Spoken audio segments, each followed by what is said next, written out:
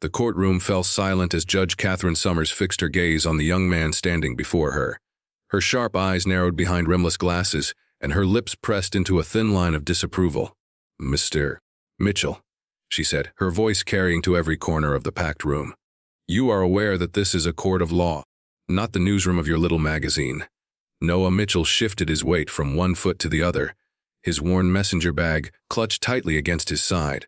The fluorescent lights overhead cast harsh shadows across his face, highlighting the dark circles under his eyes from weeks of sleepless nights. "Yes, Your Honor," he replied, his voice steadier than he felt. The judge leaned forward, her silver hair gleaming under the lights. "Then perhaps you can explain why you believe you should be permitted to present evidence in a case where you have no standing, no legal training, and frankly, no business being anywhere except the gallery." Titters of laughter rippled through the courtroom. Several attorneys seated at their polished oak tables exchanged amused glances. One whispered something to his colleague, who smirked in response. Noah felt heat rise to his face but forced himself to maintain eye contact with the judge. Behind him, he could feel hundreds of eyes boring into his back, judging, dismissing. "Your Honor," he began, "I understand this is unconventional." "Unconventional." Judge Summers interrupted, her eyebrows arching high. "Mr. Mitchell, what you're attempting is not merely unconventional, it's absurd. This court has procedures, protocols, and standards that have been established over centuries. And you, a reporter with no legal credentials whatsoever, want me to append all of that because you have a hunch." More laughter followed, louder this time. In the gallery, a court sketch artist's pencil flew across her pad, capturing Noah's humiliation for the evening news. Noah gripped the strap of his bag tighter, his knuckles whitening. Inside that bag was evidence that could blow the Maxwell Rivers case wide open, evidence that could free his friend Casey Reynolds from the nightmare she'd been living for the past 6 months. "Your Honor," Noah said, his voice finding new strength. "I'm not asking the court to take my word for anything. I'm asking for the opportunity to present documented evidence that directly contradicts testimony given in this case, evidence that wasn't available to the prosecutor when charges were filed." Judge Summers' expression didn't soften, but something flickered in her eyes, curiosity perhaps, or simply surprise at his persistence. "And why, Mr. Mitchell, hasn't this miraculous evidence been submitted through proper channels? Why hasn't Ms. Reynolds' attorney presented it?" Noah hesitated, knowing his next words would either open the door or slam it shut forever. "Because her attorney doesn't have it, Your Honor, and because some of the people who should be ensuring justice in this case are the same ones trying to bury the truth." The courtroom erupted. Judge Summers' gavel came down hard, the crack echoing like a gunshot. "Order," she commanded. When the room quieted, she fixed Noah with a penetrating stare. "That's a very serious accusation, young man. One that could end your career or worse if you can't substantiate it." Noah nodded, swallowing hard. "I understand, Your Honor." Judge Summers studied him for a long moment, her face unreadable. The courtroom remained deathly silent, spectators and attorneys alike holding their breath. Finally she spoke. "You have exactly 5 minutes to convince me why I shouldn't have you removed from this courtroom and held in contempt. Choose your words carefully, Mr. Mitchell." Noah took a deep breath and reached into his bag. This was his one chance, not just for Casey, but for all the others who had been silenced. He couldn't waste it. It started 6 months ago. He began when Casey Reynolds, an investigative journalist for the Sentinel, disappeared while researching a story on corporate tax evasion. 6 months earlier, Noah had been hunched over his desk at the Truth Seeker, a small independent magazine struggling to stay afloat in the digital age. His office, if you could call the converted storage closet an office, was littered with coffee cups, sticky notes, and printouts of half-finished articles. A corkboard on the wall displayed a web of photos, documents, and red strings connecting what his editor mockingly called his conspiracy theories. His phone buzzed, illuminating with Casey's name. He answered immediately. "Tell me you've got something good," he said, bypassing hello. "My deadline's in 3 hours, and this story is falling apart faster than my coffee budget." Casey's laugh was brief, tight with tension. "I've got something, all right, but not for publication. Not yet." Noah sat up straighter, his article forgotten. He'd known Casey since journalism school. She was brilliant, methodical, and not prone to dramatics. If she was calling with that edge in her voice, something was up. "What's going on?" "I need to show you something," she said, lowering her voice, but not over the phone. "Can you meet me at Riverside Park, by the old boathouse in an hour?" "Casey, you're freaking me out. Just tell me." Police Noah, 1 hour, come alone and don't bring your phone. The line went dead. Noah arrived at the park 50 minutes later, having taken a circuitous road as Casey had instructed in a follow-up text. The late afternoon sun cast long shadows across the grass, and a chilly breeze rustled the leaves overhead. The old boathouse, a dilapidated wooden structure that had long since been closed to the public, stood isolated at the edge of the murky river. Casey was already there, pacing back and forth, her red hair whipping in the wind. Once she saw Noah, she quickly scanned the area before approaching him. "Did anyone follow you?" she asked without preamble. "No. At least, I don't think so." Noah studied her face, noting the dark circles under her eyes, the pallor of her skin. "Casey, what the hell is going on?" She pulled him toward a bench partially concealed by overgrown bushes. Once they were seated, she withdrew a USB drive from her pocket. "I've been working on a story about tax havens used by major corporations," she said, her voice just above a whisper. "Standard stuff, following the money, tracking shell companies. But I found something else." She turned the drive over in her hands, her fingers trembling slightly. "Revers Media Group wasn't supposed to be part of my investigation. They were just one company on a long list. But when I started digging into their overseas accounts, I found irregularities that couldn't be explained by tax avoidance strategies." Noah frowned. Rivers Media Group was one of the largest media conglomerates in the country, owned by Maxwell Rivers, a billionaire with political connections that stretched from local courts to Washington, D.C. "What kind of irregularities?" Casey's eyes darted around the park again before she continued. "Large payments to offshore accounts linked to judges, police officials, and prosecutors in 3 states. Payments that coincided with cases being dismissed, evidence disappearing, witnesses changing testimony." Noah's journalistic instincts went into overdrive. "You're talking about bribery, corruption. I'm talking about a systematic perversion of justice," Casey said, her voice hardening. "Revers isn't just buying political influence with campaign donations. He's buying actual case outcomes. And it goes beyond money, Noah, I think." She stopped suddenly, her gaze fixed on something over his shoulder. Noah turned to look, but Casey grabbed his arm. "Don't, just listen to me. Everything I've found is on this drive. Financial records, emails, recordings of conversations. I've made copies, but this is the most complete set." She pressed the USB drive into his hand. "If anything happens to me, get this to someone who can do something about it. Not my editor. I don't know who I can trust at the Sentinel anymore." "Casey, you're scaring me. Let's go to the police." She gave a bitter laugh. "Did you miss the part about police officials on Rivers' payroll?" "No, we need to be strategic about this." She stood abruptly. "I need to go. I've been in one place too long already." "What?" Noah said, rising to follow her. "Where are you going?" "Let me help you." Casey hesitated, then reached into her bag and pulled out a small notebook. "My source notes are in here. Names are coded, but you'll figure it out." "You're good at that." She managed a smile that didn't reach her eyes. "I'm going to stay with a friend for a few days, lay low while I figure out my next move. Give me your friend's contact info, at least." She shook her head. "No. The less you know, the safer you are." She squeezed his hand. "I'll call you in 3 days. If you don't hear from me by then." She didn't finish the sentence. She didn't have to. Noah watched her walk away, the USB drive heavy in his pocket. He didn't know it then, but that was the last time he would see Casey Reynolds as a free woman. 3 days passed with no word from Casey. Then 4. By the 5th day, Noah was frantic. He'd called her phone repeatedly only to reach her voicemail. He'd gone by her apartment to find it locked and seemingly undisturbed. Her editor at the Sentinel claimed she'd taken a sudden leave of absence, citing family issues, though Noah knew Casey had no family to speak of, having grown up in foster care. It wasn't until the 7th day that he got his answer. He was at his desk, staring at Casey's encrypted files on the USB drive, when his colleague Jamie burst into his office. "Dude, are you seeing this? Casey Reynolds just got arrested." Noah's blood ran cold. "What? When? For what?" Jamie held up her phone, showing a breaking news alert. "Like an hour ago. They're saying she hacked into Rivers Media Group's servers and stole proprietary information. Corporate espionage, wire fraud, the works." Noah read the article with mounting horror.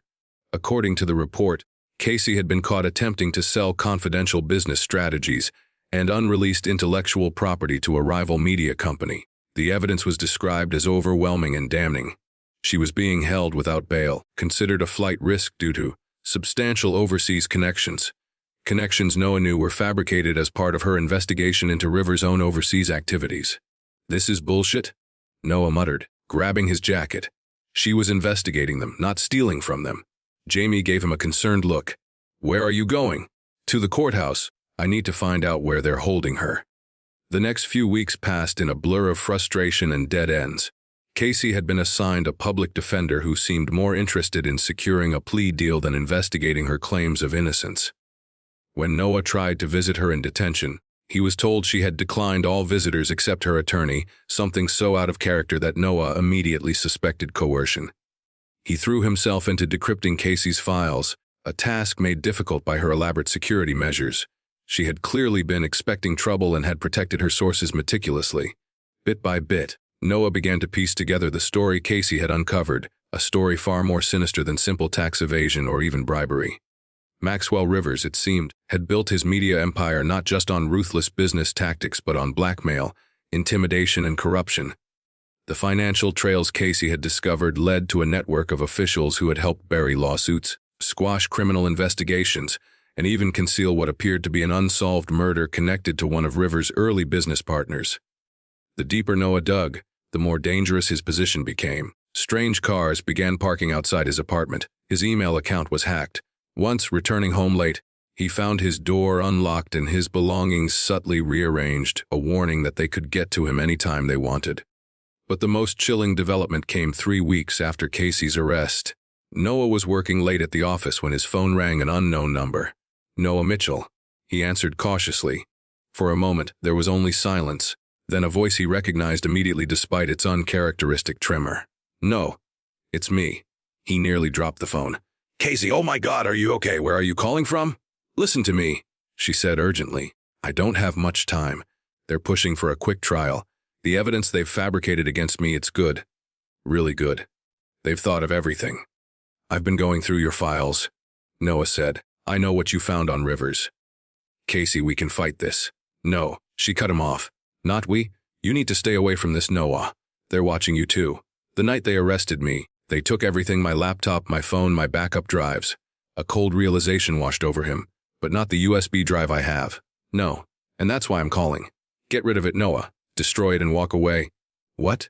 "No, it's the only evidence that could clear your name." There was a pause, and when Casey spoke again, her voice was even quieter. "They came to see me yesterday. Not the police. Men who work for Rivers. They showed me pictures of my foster sister's kids. They know where they live, what schools they go to." Noah felt sick. "Casey, there's more. They know about your mom's nursing home in Vermont. They know Jamie has a severe peanut allergy. They've made it very clear what happens if I don't play along." "So you're just going to plead guilty to crimes you didn't commit?" Noah demanded, anger and helplessness battling within him. "I don't see another way," Casey replied, defeat heavy in her voice. "Not without risking the people we care about." "There has to be." "I have to go," she interrupted. "Promise me you'll be smart about this, Noah. Promise me." Before he could respond, the line went dead. Noah sat motionless in his chair, Casey's words echoing in his mind. The rational part of him knew she was right. He should destroy the evidence and walk away. Rivers was too powerful, his reach too extensive. But another part of him, the part that had become a journalist to expose truth and fight injustice, rebelled at the thought of surrender. Casey had risked everything to uncover this story. How could he let it die? How could he let her sacrifice be in vain? That night, Noah made a decision that would change the course of his life. He wouldn't destroy the USB drive, but he wouldn't publish the story either, not yet. First, he needed to find a way to protect the evidence and ensure it reached the right people. People who couldn't be bought or intimidated. As he lay in bed staring at the ceiling, a plan began to form in his mind. It was risky, potentially foolhardy, and would require him to step far outside his comfort zone. But if it worked, it might be Casey's only chance at freedom. Little did Noah know that his decision would lead him to stand before Judge Catherine Summers 4 months later, risking contempt of court charges in a desperate gambit for justice. Judge Summers' 5 minutes had stretched to 15 as Noah laid out the basics of his discovery, the pattern of case dismissals, the offshore payments, the timing that couldn't be coincidental. He hadn't revealed everything, not yet, but he'd said enough to spark interest in those keen eyes behind the rimless glasses.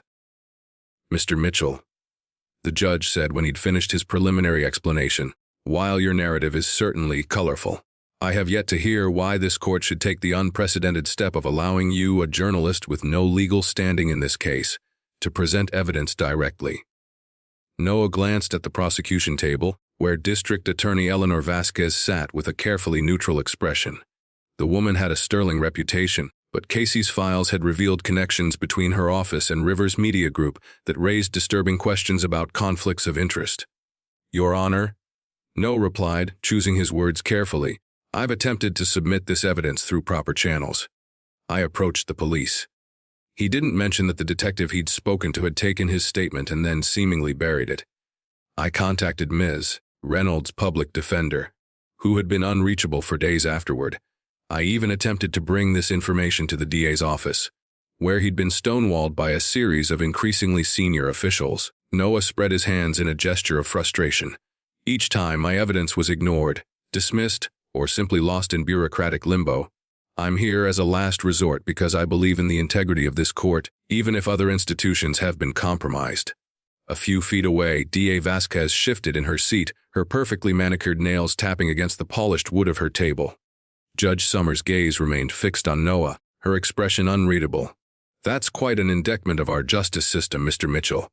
Not the system, Your Honor. Just certain individuals within it. The judge leaned back in her chair, eyes flicking briefly to the packed gallery, the press section where reporters scribbled furiously, and finally to the defendant's table where Casey sat beside her public defender. Casey looked thinner than Noah remembered, her vibrant hair dulled, her posture slumped in resignation.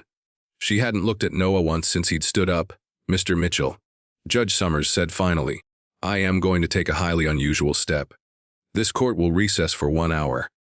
During that time, you will present your evidence to me in my chambers, with representatives from both the defense and prosecution present. I will then determine whether any of this material merits further consideration. DA Vasquez was on her feet immediately.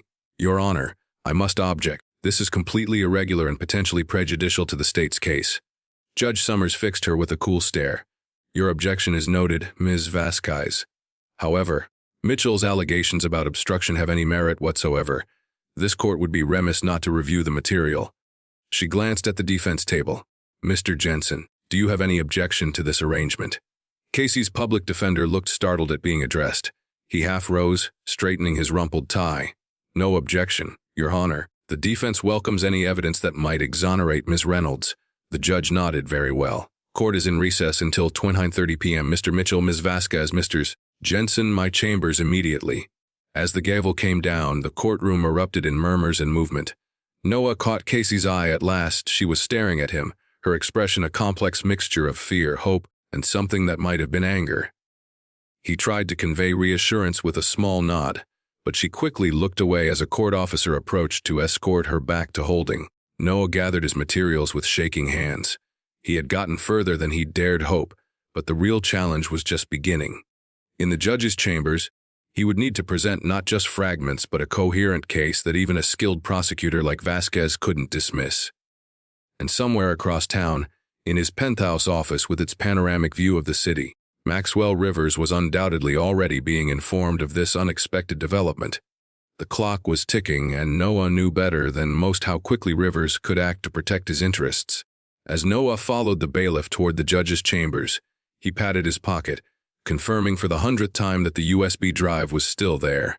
Everything depended on what happened in the next hour: Casey's freedom, his own safety, and perhaps the integrity of a justice system that had been secretly corroded from within. Judge Summers' chambers were exactly what Noah had expected: austere, organized with floor-to-ceiling bookshelves and a massive oak desk that dominated the room. What he hadn't expected was the judge's demeanor once the door closed behind them. Sit, she commanded, gesturing to the chairs arranged before her desk. Gone was the formal judicial tone. In its place was something sharper, more direct. Mr. Mitchell, you have made extraordinary claims in my courtroom. I do not appreciate theatrics, nor do I appreciate having my court used as a stage for journalistic crusades. That said, she turned her steely gaze to DA Vasquez.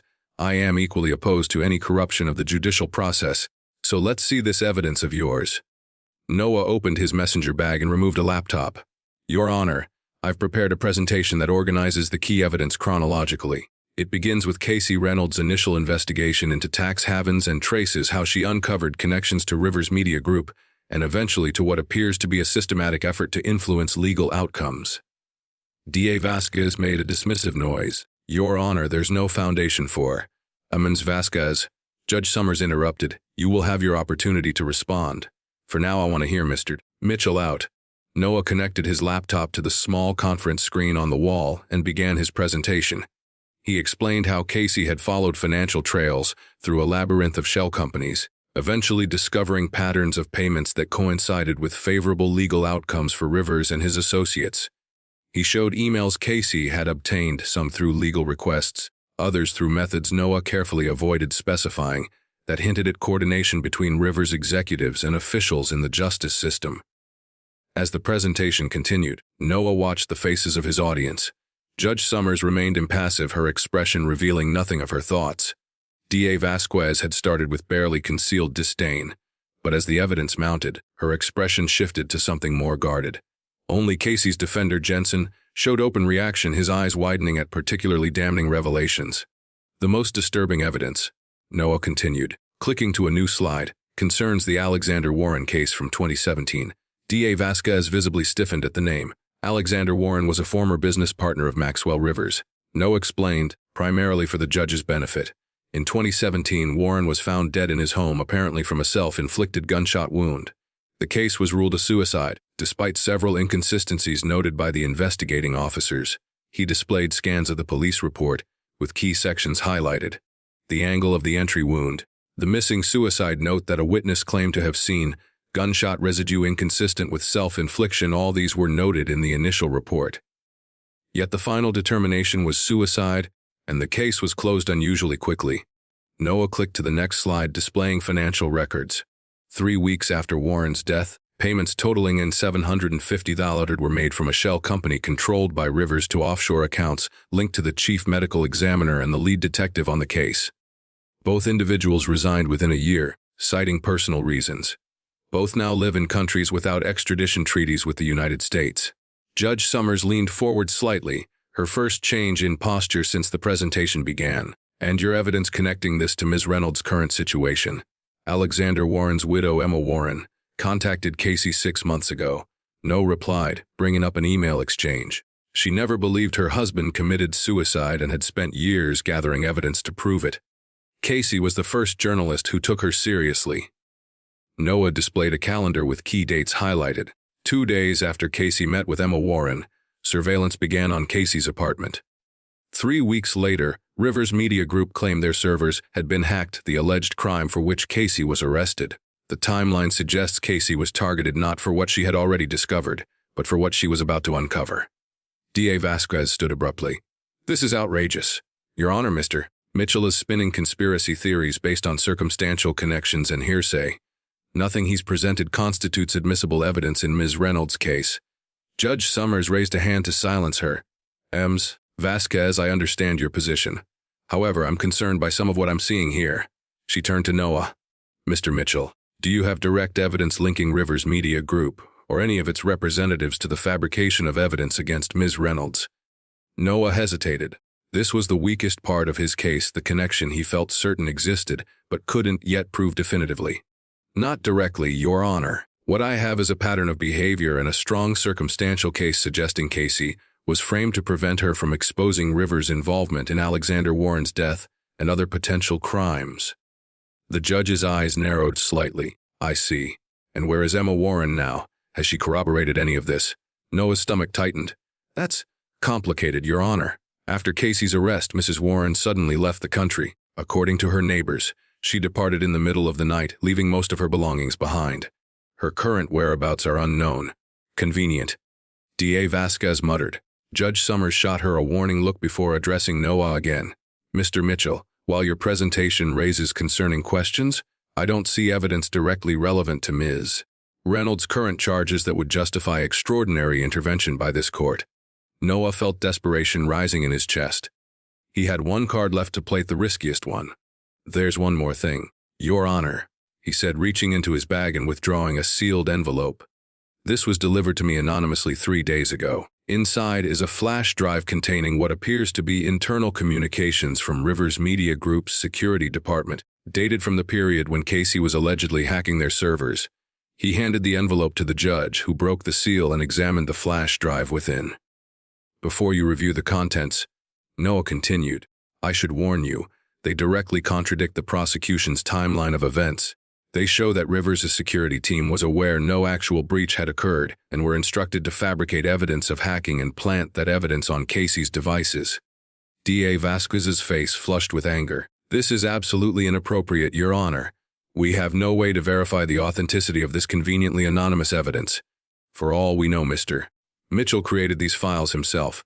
Judge Summers considered the flash drive in her hand. A valid concern, Ms. Vasquez, however. Digital forensics should be able to determine if these files are genuine. She looked up at Noah. "If they prove to be fabricated, Mr. Mitchell, the consequences for you will be severe. Do you understand that?" Noah nodded. "Yes, Your Honor. I stake my reputation and freedom on their authenticity." The judge slipped the flash drive into her computer and began reviewing the files in silence. Minutes ticked by, the tension in the room growing with each passing moment. Finally, she looked up, her expression grave. "These files, if authentic, raise serious questions about the integrity of the evidence against Ms. Reynolds." She turned to DA Vasquez.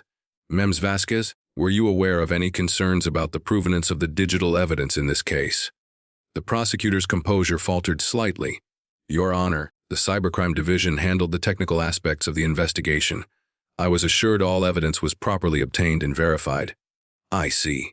Judge Summers closed her laptop. "Here's what's going to happen. Court will reconvene as scheduled, but I am ordering an immediate forensic examination of these files by an independent expert. Ms. Vasquez, your office will provide all digital evidence against Ms. Reynolds for comparison. Until that examination is complete, all proceedings in this case are stayed." She fixed Noah with a stern look. "Mr. Mitchell, you will surrender any and all materials related to this case to the court. You will not publish, disseminate, or discuss any of this information until further notice. Is that clear?" "Yes, Your Honor." "Good, because if you're right about any of this, a lot of powerful people are about to become very uncomfortable. And if you're wrong..." She left the threat unspoken. As they filed out of the chambers, Noah caught a glimpse of Casey being led back toward the courtroom by a guard. Their eyes met briefly, and this time, she gave him the smallest of nods, acknowledgement, perhaps even gratitude. It wasn't much, but it was enough to strengthen his resolve for what was coming next. Because Noah harbored no illusions about what would happen now. Judge Summers might be incorruptible, but that only made her dangerous to Rivers and his allies. And if there was one thing Noah had learned over the past 6 months, it was that Maxwell Rivers did not respond well to threats. The storm was coming. Noah only hoped he had built shelter strong enough to weather it.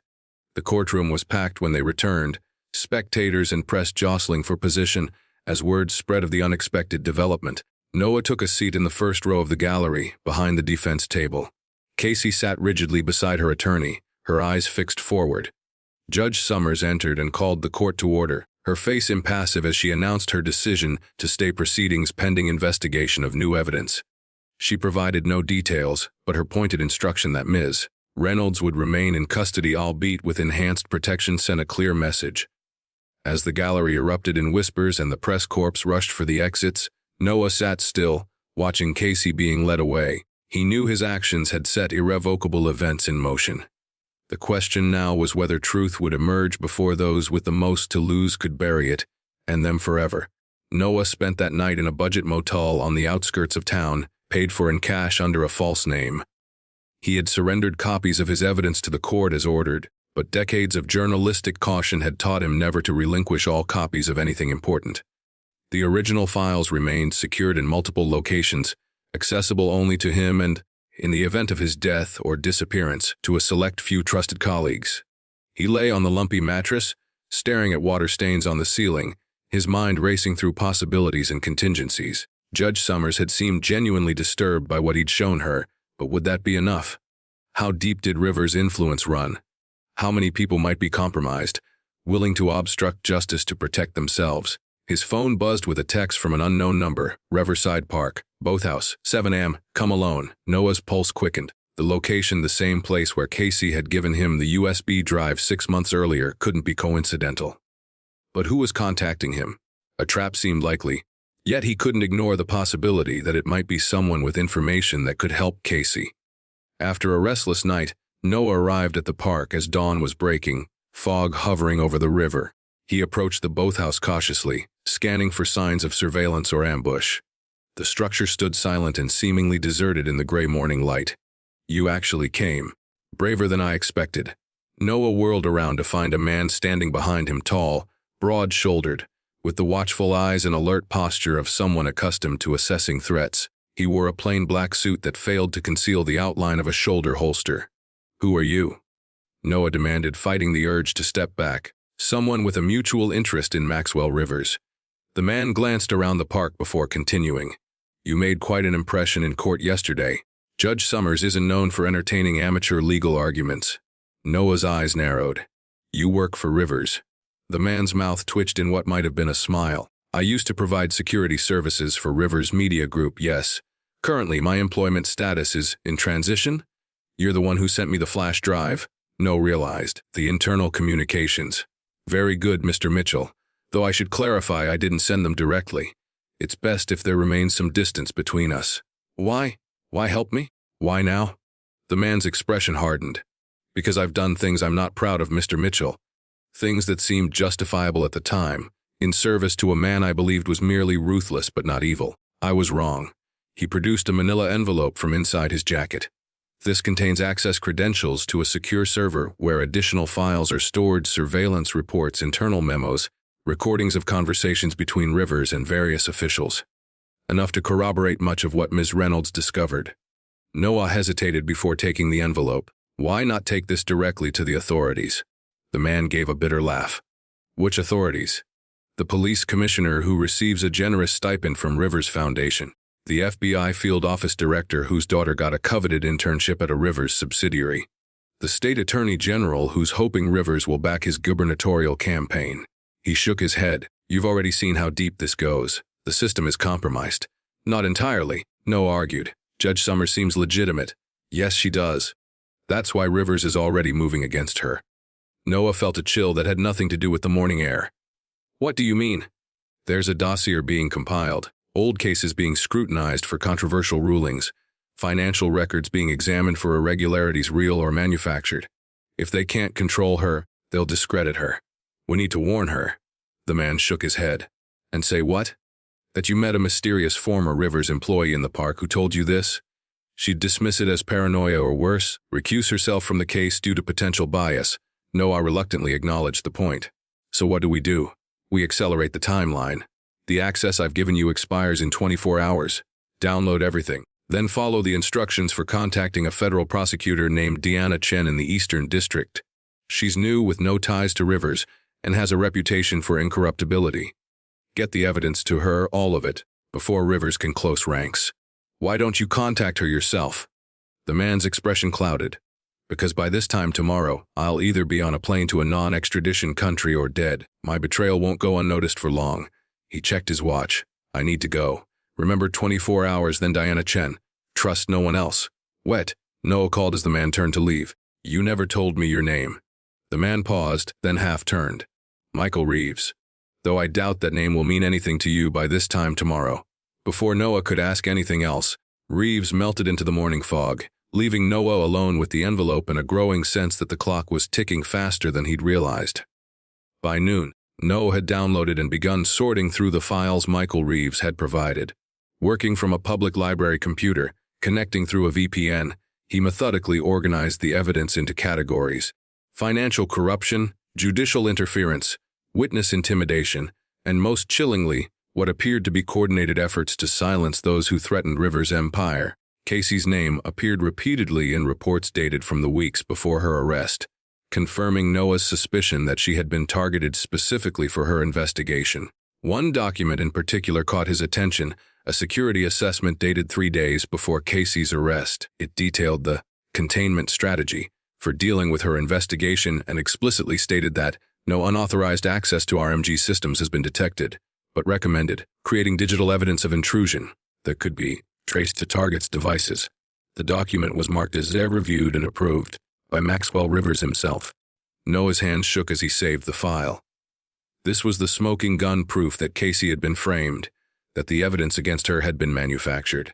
Combined with the financial records Casey had uncovered in Reeves' additional files, it presented a damning picture of corruption and criminal conspiracy reaching to the highest levels of Rivers Media Group. As Noah worked, he kept one eye on news updates about Casey's case. A brief notice announced that Judge Summers had ordered an independent forensic examination of the digital evidence and had scheduled a hearing for the following day.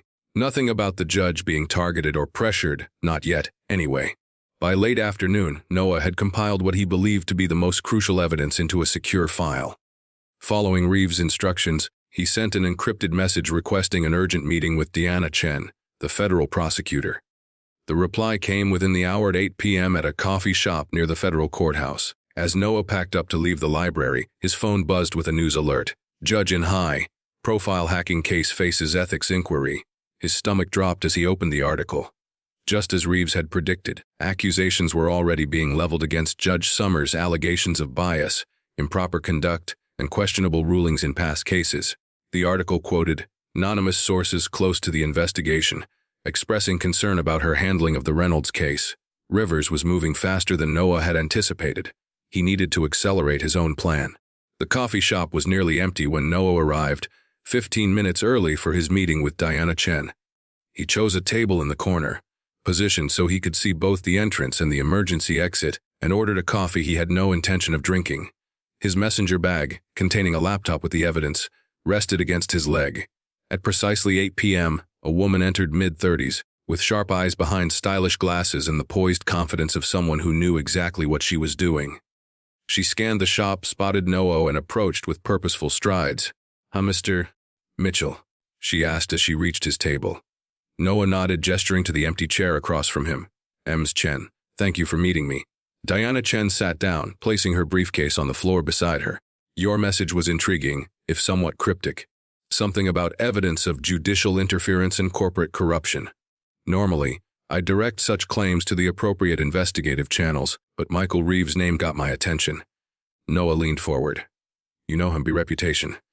He's been on our radar for some time. Ex-military, worked for several high-profile security firms before joining Rivers Media Group. When someone with his background reaches out, even indirectly, it's worth listening." She fixed Noah with a penetrating stare. "But I need to be clear, if this is some kind of journalistic fishing expedition, you're wasting both our time." "It's not," Noah assured her. "This is about Casey Reynolds' case, but it's also much bigger than that. It's about systematic corruption of the judicial process by Maxwell Rivers and his associates." Chen's expression remained neutral, but Noah noticed her posture straightened slightly. "That's a serious accusation, Mitchell, with serious evidence to back it up." Noah reached down to retrieve his laptop, but Chen raised a hand to stop him. "Not here. Public Wi-Fi isn't secure, and I don't care to have our conversation recorded by the coffee shop's cameras." She glanced around the nearly empty establishment. "Walk with me." They left the coffee shop and strolled toward a nearby park, Chen setting a brisk pace. As they walked, Noah outlined what he had discovered: Casey's initial investigation, the pattern of payments to officials, the evidence of Rivers' involvement in framing her, and the apparent campaign to discredit Judge Summers. Chen listened without interruption, her face revealing nothing. When Noah mentioned Alexander Warren's death and the suspicious payments to the medical examiner, however, she stopped walking. Warren's suicide was investigated and closed years ago. It was closed quickly and under suspicious circumstances, Noah countered. The initial report noted inconsistencies that were never addressed in the final determination. Chen's eyes narrowed. "And you have evidence supporting this?" "Yes, along with evidence connecting it to Casey's investigation and subsequent arrest." They had reached a secluded bench in the park.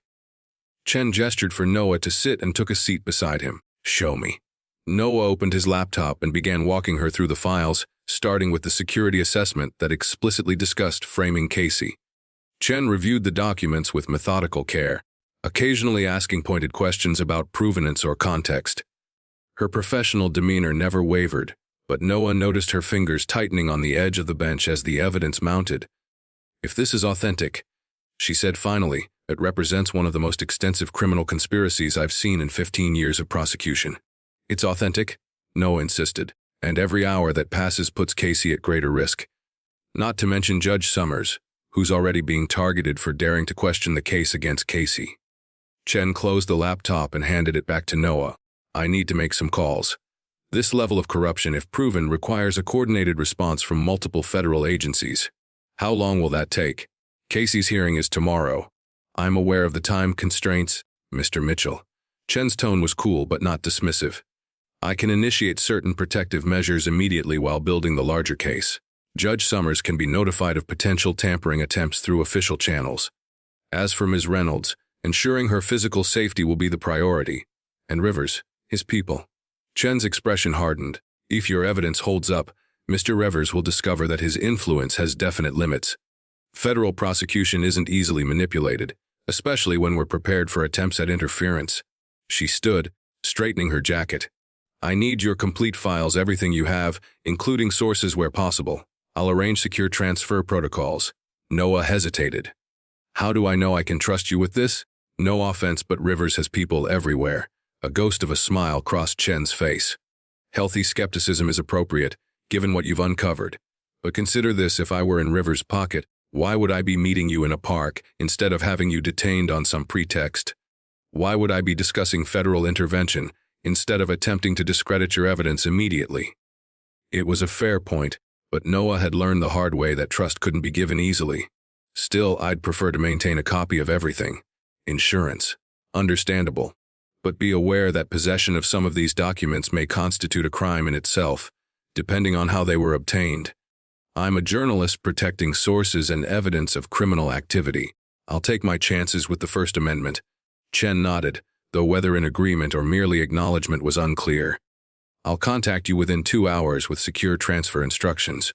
Until then, keep moving and stay vigilant. Rivers' security team is thorough. As she turned to leave, Noah called after her, "What about Michael Reeves? Can you help him?" Chen paused. If he comes involuntarily and cooperates fully, there are options. Witness protection, immunity arrangements. But he needs to reach out directly soon. Noah watched her walk away, her confident stride never faltering. He had done what he could, placed the evidence in what he hoped were the right hands. Now came the hardest part, waiting to see if it would be enough.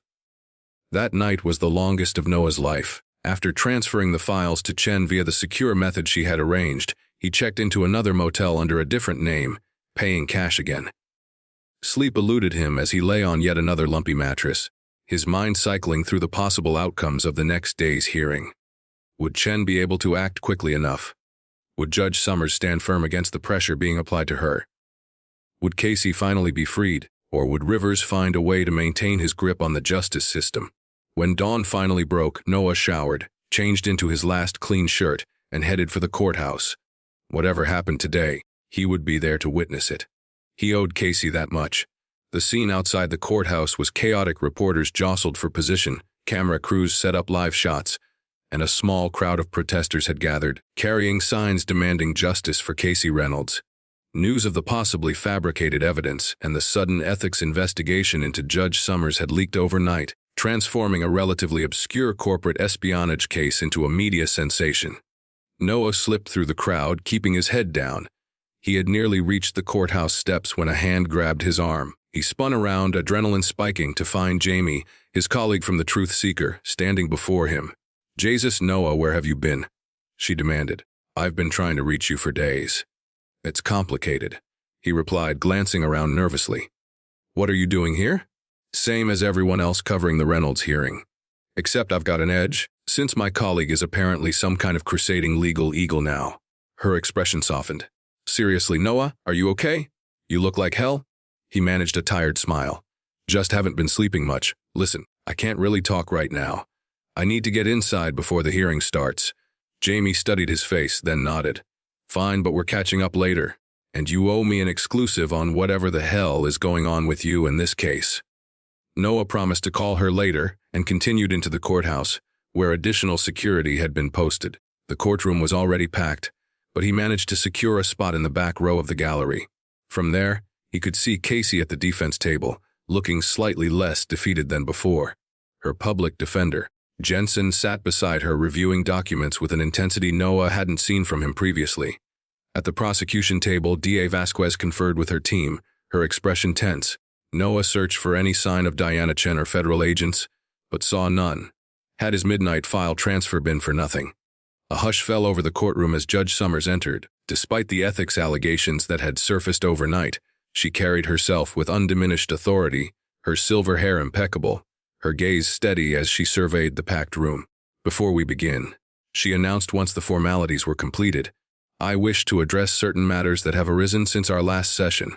First, regarding the ethics complaints that have been reported in the media, I have recused myself from all other cases pending a full investigation, but will continue to preside over this matter for reasons that will shortly become clear. Murmurs swept through the gallery, but Judge Summers continued without pause. Second, I have received the preliminary report from the independent forensic examination of the digital evidence in this case. The findings are, to say the least, disturbing. She turned to D.A. Vasquez. Ms. Vasquez, were you aware that the digital evidence purporting to show Ms.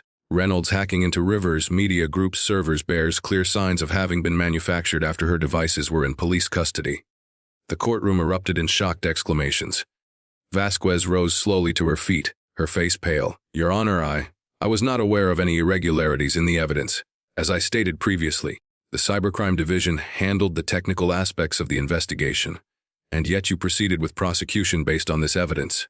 Judge Summers noted, her tone glacial. Evidence that, according to 3 separate experts, could not possibly have been created by Ms. Reynolds. Before Vasquez could respond, the doors at the back of the courtroom opened. Noah turned to see Diana Chen entering, flanked by several individuals in suits who practically screamed, federal agents. They moved purposefully down the center aisle, drawing all eyes in the room. Your Honor, Chen announced as she reached the bar, I am Diana Chen, Assistant United States Attorney for the Eastern District. I apologize for the interruption, but I believe the court should be aware that the FBI has just executed search warrants at Rivers Media Group headquarters and several other locations related to this case. The courtroom exploded into chaos. Judge Summers banged her gavel repeatedly until order was restored. Ms. Chen, while I appreciate the information, this is highly irregular. What is the nature of the federal investigation, and how does it relate to the matter before this court? Chen approached the bench, presenting documents to the judge.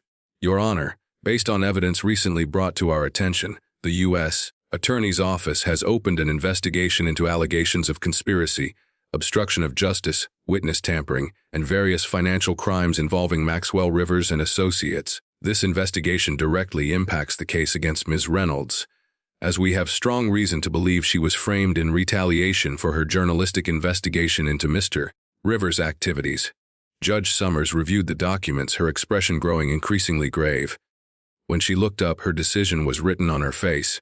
In light of these extraordinary developments, and the serious questions about the integrity of the evidence, this court has no choice but to dismiss all charges against Casey Reynolds. She fixed D.A. Vasquez with a stern look. Ms. Vasquez, I expect a full accounting from your office regarding how this prosecution was initiated and pursued despite such fundamental flaws in the evidence. Casey sat motionless at the defense table, apparently unable to process what was happening. Her attorney had to lean over and whisper in her ear before she seemed to understand that she was free. Additionally, Judge Summers continued, given the nature of the threats against Ms. Reynolds and potentially others involved in this case, I am referring this matter to the U.S. Marshals Service for assessment of witness protection needs. As if on cue, 2 U.S. Marshals stepped forward, positioning themselves near Casey. The message was clear: Rivers and his people would not be allowed to silence her again. Noah's heart raced as he watched Casey rise shakily to her feet. She turned, scanning the gallery, and their eyes met across the crowded room. He saw recognition, relief, and something like gratitude in her gaze. He gave her a small nod, his own eyes stinging with unexpected tears. It wasn't over. The federal investigation was just beginning, and Rivers would undoubtedly fight with every resource at his disposal. But for this moment, at least, justice had prevailed. The truth had emerged, against all odds and despite the efforts of those who had tried to bury it. As the proceedings concluded and people began filing out of the courtroom, Noah remained in his seat, suddenly exhausted. The adrenaline that had kept him going for days was ebbing, leaving him drained. He closed his eyes briefly, allowing himself a moment of relief. When he opened them, Diana Chen was standing before him, her expression unreadable. "Walk with me, Mr. Mitchell," she said quietly. "We have matters to discuss." Outside, away from the press and the crowds, Chen led Noah to a secluded corner of the courthouse plaza. "The evidence you provided has been invaluable," she said without preamble. "Preliminary searches have already uncovered corroborating material at Rivers Media Group.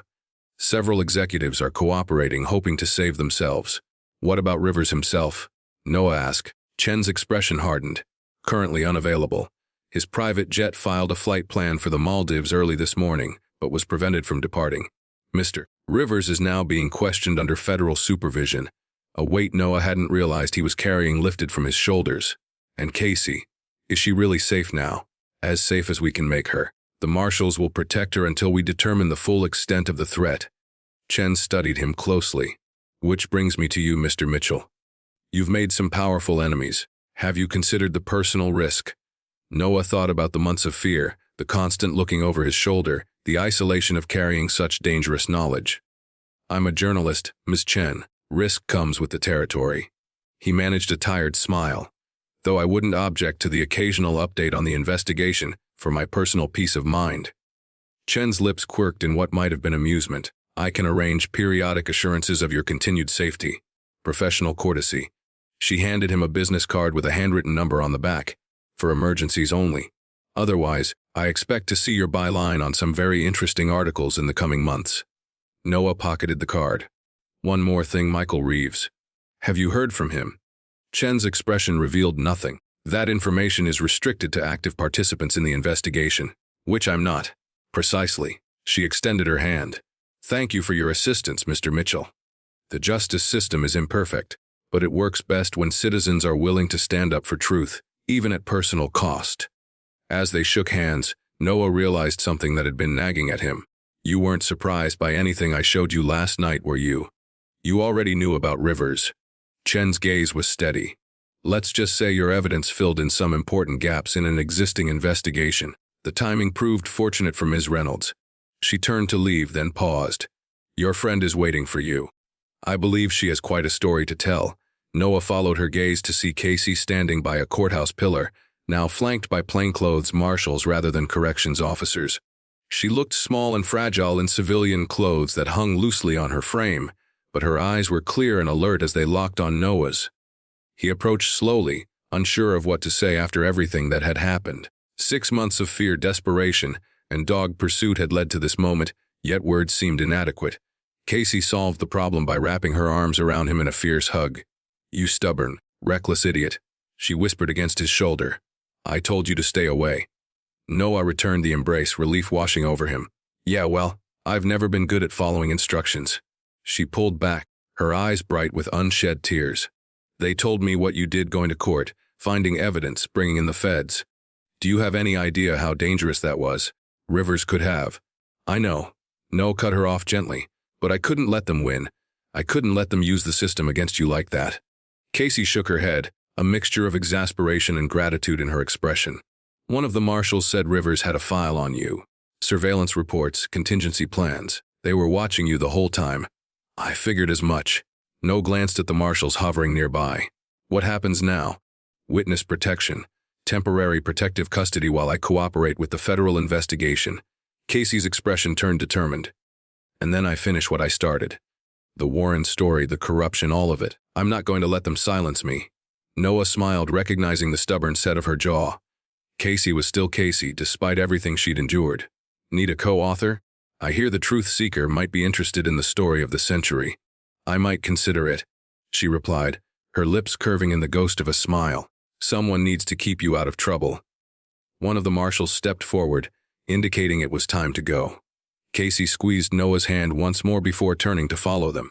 I'll be in touch once things settle, she called over her shoulder. Try not to take on any more billionaire criminals in the meantime. Noah watched her walk away, surrounded by her protective detail. Despite the exhaustion weighing on him, a sense of purpose remained. The story wasn't over, it was just beginning. Rivers' network of corruption and influence reached far beyond one case, one judge, one journalist. Exposing it would take time, persistence, and courage from many quarters. But for the first time in 6 months, the future held more promise than fear. The truth was emerging, justice was being served, and Noah had rediscovered what had drawn him to journalism in the first place, the belief that facts, properly presented, could change the world. As he descended the courthouse steps into the bright midday sun, reporters called his name, cameras flashed, and questions flew from all directions. Noah Mitchell, who had spent months in the shadows pursuing truth, now found himself reluctantly in the spotlight. The irony wasn't lost on him as he raised a hand to shield his eyes from the glare. His story, their story, was about to become public in ways he hadn't anticipated. But that was tomorrow's concern. For now, He had a long overdue date with a hot meal, a shower, and the first real sleep he'd had in months. Justice had spoken its first words. It would be up to him, Casey, Diana Chen, and countless others to ensure its voice grew louder in the days to come. 6 weeks later, Noah sat at his desk, a real desk now, not a converted storage closet, reviewing the final draft of the expose he and Casey had written together. The truth seeker had undergone a transformation in the wake of the Rivers scandal, with syndication deals and partnership offers flowing in from major media outlets eager to associate with the publication that had helped break the biggest corruption story in decades. Casey, still under protective custody but now actively working again, had collaborated remotely, her sharp insights and meticulous research complementing Noah's narrative skills. The resulting article, the first in a planned series, detailed Rivers' rise to power, the construction of his influence network, and the systematic perversion of justice that had allowed him to operate with impunity for years. Noah's phone buzzed with a text from Diana Chen. Indictment unsealed tomorrow. 32 counts against Rivers, 17 against former Chief of Police Donovan, 8 against ADA Matthews. Warren case officially reopened. He smiled grimly.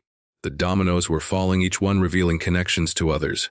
The investigation had expanded beyond Rivers' media group to implicate judges, police officials, prosecutors, and business leaders across 3 states.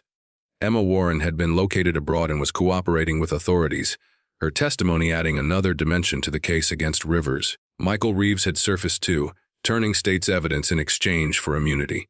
His detailed knowledge of Rivers' security operations and intimidation tactics had proven invaluable to prosecutors building their case. Noah's desk phone rang. Jamie calling from the main newsroom. Channel 7 is here for your interview. You ready? Be right there. Noah replied, saving the article draft and standing to straighten his tie. As he walked through the newsroom, now buzzing with activity and new faces, he caught his reflection in a glass partition.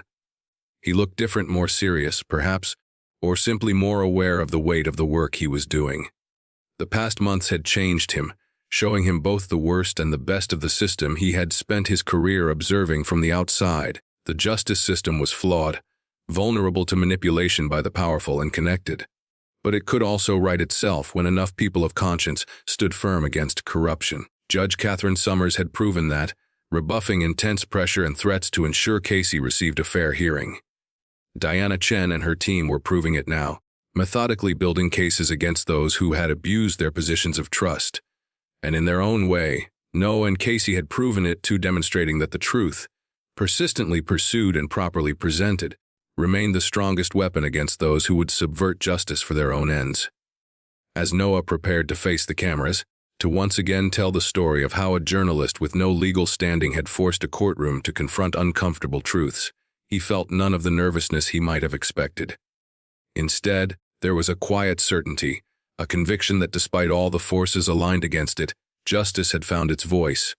It was speaking now in indictments and reopened cases, in evidence rooms and grand jury proceedings. It would continue to speak in courtrooms throughout the coming months, as those who had corrupted the system faced that same system, now functioning as intended. And Noah would be there to record it all, to ensure that the story was told completely and accurately. Because in the end, that was what journalism at its best could offer to justice: a witness, a record, and a voice that refused to be silenced. The story of Maxwell Rivers and his fall from power would be told in many ways by many people in the years to come. But it had begun in that courtroom 6 weeks ago, with a judge willing to listen and a journalist willing to stand up and speak truth to power, regardless of the consequences. As Noah stepped in front of the cameras, ready to tell that story once more, he carried with him the knowledge that sometimes, against all odds, the system could work as intended. Sometimes the truth really did set people free, and sometimes, justice, though delayed and imperfect, could still be served. All it required was people brave enough to demand it.